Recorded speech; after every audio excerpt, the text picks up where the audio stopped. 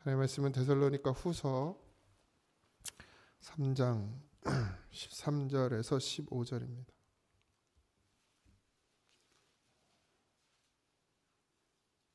데살로니가 후서 3장 13절에서 15절입니다.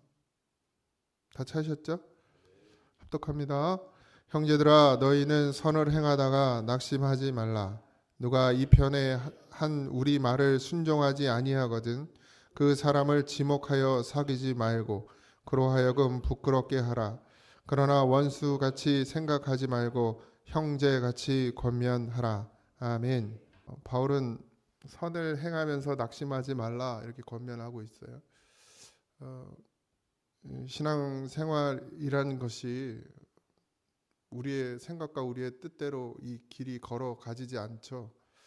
때로는 정말 열심히 했는데 신앙생활도 열심히 하려고 하고 봉사도 열심히 하고 모든 걸 다 이 교회 안에서 모든 걸 열심히 하는데 되려 어려운 일이 닥치고 힘든 일이 닥치고 그런 일들을 종종 봅니다. 저도 뭐 그런 일들을 겪었었고, 근데 믿음이 적을 때 아니면 하나님의 은혜를 깨닫지 못할 때는 그게 원망이 되고, 내가 이렇게 열심히 했는데 하나님 왜 내게 이런 어려움을 주냐고 불평을 하고, 때로는 하소연도 하고, 때로는 하나님 앞에 원망의 소리로 기도한 적도 많이 있는데, 항상 선을 행하면 좋은 일만 있다라고 하나님이 말씀하신 적도 없고, 선을 행하면 내가 무조건 복을 주겠다고 얘기하신 적도 없는데, 우리는 늘 의식 가운데 선을 행하면 나는 복을 받을 거란 생각을 하고 내게 항상 좋은 일만 있을 거라고 생각을 하거든요. 이게 기복적인 신앙입니다. 잘못된 신앙이에요. 우리가 선을 행하면 내 안에 그리스도께서 살아 계시기에 나로 선을 행하게 하심을 입는 것이지, 그것이 내 의가 돼서는 안 되는데 항상 우리는 그게 내 의가 돼요. 그래서 반드시 내가 선을 행하면, 그 선이라는 것도 우리가 생각하는 선이죠. 내가 생각하는 열심이 선이라고 생각해요. 선과 열심은 다릅니다. 근데 우리는 항상 내 열심이 선이라고 생각하고, 그러니까 열심히 행하면 또 내가 원하고 바라는 뜻대로 내 길이 열려져야 된다라고 생각해요. 이게 절에 다니는 사람이나 천주교를 다니는 사람이나 또 무당을 찾아다니는 사람이나 또 다른 어떤 종교를 가진 사람하고 다른 게 없어요.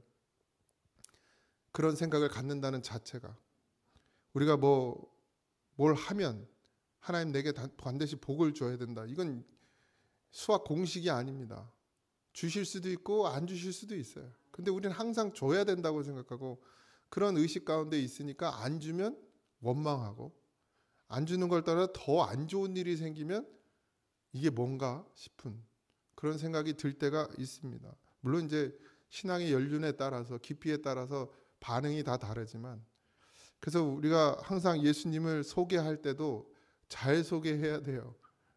예수님 믿으면 복 받는다라고 자꾸 소개를 하면 무조건 복 받아야 되는 줄 아는데 그 복이 뭔지를 잘 설명해 줘야죠. 잘 되는 게 복이 아닙니다. 그러니까 세상이 말하는 잘됨이 복이 아니라 우리의 잘됨은 뭐죠? 생육하고 번성하는 것인데 그 생육은 땅의 것이 아니라 하늘의 것입니다. 그러니까 그 잘됨, 그 복이 이 땅의 기준에서 말해도 안 돼요. 그러니까 우리는 또 하늘의 기준으로 복을 말하지만 또 듣는 사람은 하늘의 기준으로 복을 생각하지 않는 것이죠. 근데 많은 그리스도인 중에도 이 복을 땅의 기준으로 자꾸 생각하는 사람들이 많고, 교회가 그렇게 또 흘러왔어요. 그래서 이게 빨리 깨져야 됩니다. 선을 행하면서 낙심하지 말라. 예수 그리스도가 선이죠. 그리스도의 복음을 드러내고 나타내는 일을 하다 보면 좋은 일만 있지 않아요. 어려운 일을 당하게 됩니다. 우리 지금 이렇게 복음으로 살지도 않아요. 사실 여러분들 예수를 전하느냐고 여러분들의 삶에 피해를 보는 일이 얼마나 있겠어요. 솔직히 예수님 전하느냐고 피해 보는 일이 요즘 얼마나 있겠어요. 전하지도 않지만 잘 피해 볼 것 같으면 아예 전하지도 않잖아요. 근데 그 모든 일을 전함에 있어서 우리가 뒤의 일을 생각하지 말라고. 전도 많이 하면 복을 받는다, 그것도 아니잖아요. 근데 우린 자꾸 그걸 자꾸 여기다 결부시켜요. 그것도 이 땅의 복으로 결부를 시킨단 말이에요. 그렇지 않더라는 거예요. 그래서 뭐 또 다른 우리가 예수로 사는 거, 이 믿음의 생활, 신앙의 생활을 하는 거, 시간을 드리고 물질을 드리고 힘을 드리고 모든 걸 다 쏟아 부었는데 그러면 결과가 좋아야 되는데 때로는 결과가 좋지 않을 때도 있습니다. 근데 그게 결과가 좋지 않은 것이 아니라 그건 하나님의 사랑의 방법이에요. 왜? 하나님은 우리에게 뭘 주고 싶어요? 믿음을 주고 싶어요. 그것도 어떤 믿음이에요? 굳건한 믿음. 흔들리지 않고 요동하지 않는, 어떤 상황 가운데서도 천국을 바라볼 수 있는 믿음 주시길 원하시는데, 그 믿음을 주기 위해서 우리에게 필요한 것이 때로는 고난이라는 거죠. 그러니까 내가 선을 행해요. 열심을 해요. 내가 열심히 하는 이유가 뭡니까, 여러분들? 신앙생활을 열심히 하는 이유 뭐예요? 헌금을 하고 예배 시간을 드리고 내가 나가서 일해야 될 시간에 와서 봉사하고, 그런 모든 일들을 우리가 왜 하죠? 더 믿음이 자라게 하기 위해서요. 그게 목적이 돼야 되죠. 근데 그렇게 목적을 가지고, 그런 마음을 가지고 내가 더 하나님께 굳건한 믿음으로 가길 원하고, 내가 천국을 소망하고 예수 그리스도께서 나를 사랑하신 그 은혜를 깨달아서 하나님께 봉사하는 자, 하나님께 드려지는 자, 선을 행하는 자, 그럼 하나님께서 무엇을 주시겠어요? 우리에게 더 큰 믿음을 주시겠죠. 근데 더 큰 믿음을 어떻게 줘요? 뭐 영화에서처럼 하늘에서 뭐 빛이 내려가지고 그냥 우리를 꽝 때리면 더 큰 믿음이 됩니까? 아니죠. 우리의 삶 가운데서 더 큰 믿음이 돼야 되죠. 그러니까 하나님은 우리에게 뭘 주시는 거예요? 좋은 일이 아니라 어려운 일을 주시는 거예요. 왜? 그걸 넘어서면 더 큰 믿음이 되니까. 근데 우리는 반대로 자꾸 생각해요. 좋은 걸 주시면, 그러니까 땅에서 말하는 좋은 걸 주시면 될 거라고 생각하지만, 아이들에게 사탕 줘보세요. 이빨만 썩지. 이 닦는 건 되게 싫어하잖아요. 이 닦는 게 좋은 거예요? 사탕 먹는 게 좋은 거예요? 이 닦는 게 좋은 거죠. 마찬가지 우리도 자꾸 좋은 걸 원해. 달콤한 걸 원해. 잘 되길 원해요. 근데 하나님의 뜻에서의 잘됨과 우리가 생각하는 잘됨이 다르면 안 돼요. 하나님이 우리를 향한 잘됨과 우리가 하나님을 향한 잘됨이 다 같아야 돼요. 근데 같지 않기 때문에 자꾸 원망이 생기고 불평이 생기는 것이죠. 그러니까 바울이 오늘 데살로니가 성도들에게 선을 행하면서 낙심하지 말라. 그러니까 데살로니가 교회 성도들도 이제 3주 들은 바울의 말씀을 갖고 지금 신앙생활을 해 나가고 있단 말이에요. 몇 개월이 지났는지 몇 년이 지났는지 그러면서 그들에게 일어나는 일들이 있단 말이죠. 그들은 정말 순수하게 복음을 듣고 그래 이거지 라고 하고 믿음으로 살려고 하다 보니까 여러 가지 어려움들을 당하게 되더라는 거예요. 근데 낙심하지 말아야 될 이유는 뭐죠? 하나님이 너희들의 믿음을 더 자라게 하기 위함인 것을 바울은 이야기하고 있는 것입니다. 더 잘할 게 없다고 생각하세요? 여러분들의 믿음이? 아니요, 우리는 아직도 멀었어요. 그냥 말 한마디 해도 서운하고 섭섭하고 누가 뭐만 하면 눈을 흘기고 뭐 저절로 나오잖아요. 저절로. 말씀을 전하는 목사도 그러잖아요. 기분 나쁘고 화가 나고 분이 나고. 그걸 어떻게 우리가 다스릴 수 있겠습니까? 우리의 믿음이 거기에까지 자라야 돼요. 누가 무슨 말을 해도 아무리 독을 마셔도 해함도 상함도 받지 않을 만큼의 믿음에까지 자라나야 되는 것이 하나님이 우리에게 원하시는 것입니다. 그래야 끝에 마지막에 그 믿음을 지키며 하나님께 갈 수 있기 때문이에요.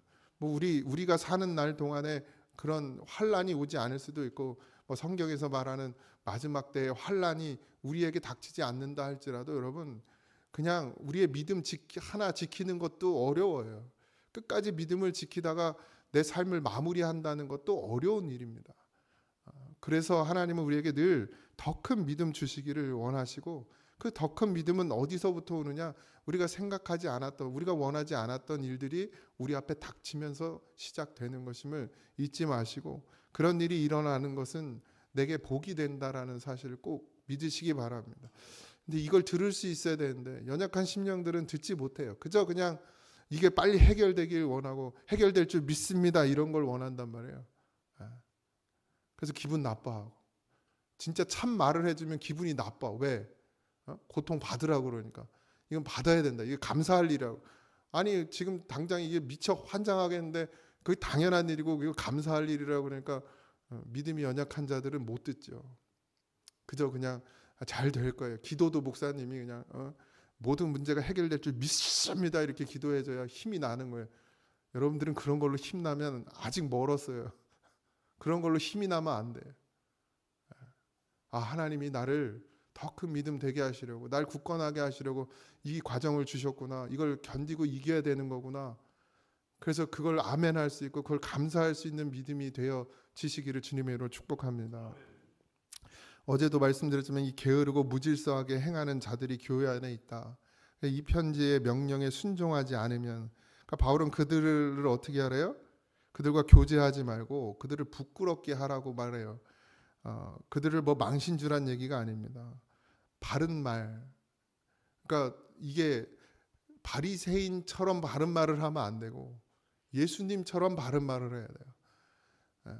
내가 내 의식으로 나는 의롭다고 여기면서 남을 비판하고 비난하는 말이 되면 안 되지만, 예수님은 가룟 유다에게도 또 베드로에게도 사탄아라고 말할 정도로 그렇게 어떻게 해요? 단호하셨어요. 왜?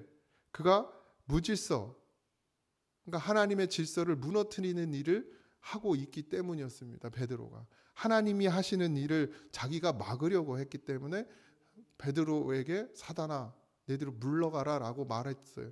만약에 오늘 우리에게 누군가, 아니 목사님이 여러분들에게 그건 사탄의 생각이라고 이렇게 말하면 여기 남아있을 사람이 있을까요? 남아있을 사람 진짜 잘못했어. 그래서 만약에 목사님이 그건 사탄의 생각입니다, 빨리 돌이키십시오 이렇게 말하면 목사님 아멘 죄송합니다 잘못했습니다 하고 돌이킬 사람이 몇 명이나 있겠냐고, 이 교회 안에. 정말 우리가 교만해지면 안 돼요. 누가 제일 그런 소리를 못 듣냐? 목사가 제일 못 듣지. 제일 높다고 생각하니까. 그래도 내가 그나마 좀 낫다고 생각하니까. 근데 베드로도 그랬고 가룟 유다도 그랬어요. 근데 결국 가룟 유다는 자기의 길을 갔죠. 베드로는 늘 그래도 돼지게 욕을 먹고 그냥 사탄이란 소리를 들어도 예수님 옆에 어쨌든 있었어요. 결국 뭐 끝까지 배신하고 돌이켰지만 하나님께서 결국 성령으로 그들에게 임하여 주셨죠. 그 사람을, 그러니까 그렇게 무질서하게 만들고 게으른 자들을 원수로 여기지 말고 그랬어요. 그리고 뭐예요? 형제로 여기라. 형제같이 권면하라. 사랑의 말을 해줘라. 근데 여러분 그냥 아무렇게나 막 하면 안 되고 들을 수 있는 심령이 돼야 됩니다. 먼저. 그러니까 내 믿음과 그의 믿음이 달라요. 그렇다고 내가 소화시키는 걸 그가 소화시킬 거라고 생각하면 안 됩니다. 잘 살피고 어떤 말로 해 주어야 될지, 내가 들을 수 있는 소리라고 해서 그 사람도 들을 수 있다고 생각하시면 안 됩니다.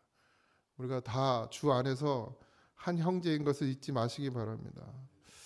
반드시 교회는 어려움을 당하게 돼요. 뭐 꼭 신천지가 와서 어려워지는 것이 아니라 교회 안에서도 자꾸 사단이 우리를 흔들고 우리를 넘어지게 만드는 일들이 수도 없이 몰려옵니다. 그때 우리가 어떻게 그것을 감당해야 되고 우리가 그것을 어떻게 잘 해결해 나가고 넘어서야 되는지가 또 과제이기도 하지만, 성령은 기도하는 자에게, 침묵하고 기도하는 자에게 지혜를 주십니다. 물론 말이 필요할 때가 있고 권면이 필요할 때가 있지만 때로는 그냥 기다리고 기도해 줘야 될 사람도 필요합니다. 그걸 잘 지혜롭게 분별할 수 있는 것도 그리스도인이에요. 그냥 무조건 다 똑같이 적용시킬 수가 없습니다.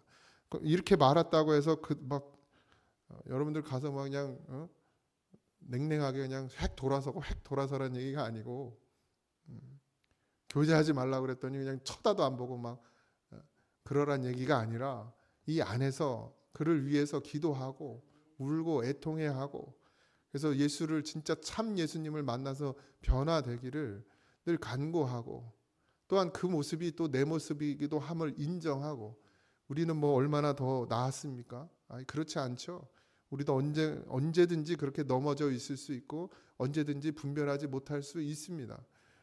그럴 때 또 누군가 날 위해서 기도해 준다라는 사실을 또 잊지 마시기 바라고. 교회는 거룩한 곳이죠. 건물이 거룩한 것이 아니라 하나님께서 우리 안에 임재하셨기 때문에 우리가 거룩한 존재입니다. 그래서 거룩한 존재이니까 거룩한 삶을 살아야 하고, 그 거룩한 사람들이 모인 곳이 이 교회, 이 거룩한 공동체입니다. 이 거룩이란 말이 뭐 그냥 흠이 없는 것이지만, 우리가 생각하는 거룩, 그러니까 우리가 말하는 그런 거룩은 자꾸 나를 교만하게 만들고 나를 오만하게 만들어요. 바리새인들도 자기들이 거룩하다 생각했단 말이죠. 그럼 바리새인들이 가진 그런 거룩하다라는 생각을 가지시면 안 됩니다. 예수님이 우리 안에 계셔서 거룩함을 입는 은혜가 여러분들 가운데 있어야 되는 줄 믿습니다. 그 거룩은 나를 드러내지도 않고 나를 자랑하지도 않고 나를 나타내지도 않습니다. 그래서 나는 늘 죽어 없어져요. 예수님도 거룩하셨어요. 그 예수님의 거룩하심이 뭘로 드러나져요? 주님의 십자가로 드러나지고 십자가에서 죽으심으로 드러나졌습니다. 주님은 영광 받길 원하신 것이 아니라 고난 받길 원하셨고, 주님께서는 우리 왕이 되시길 원하신 것이 아니라 종이 되길 원하셨고, 주님께서는 섬기기를 원하셨어요. 그래서 십자가에 달려 죽으셨어요. 그게 거룩이에요.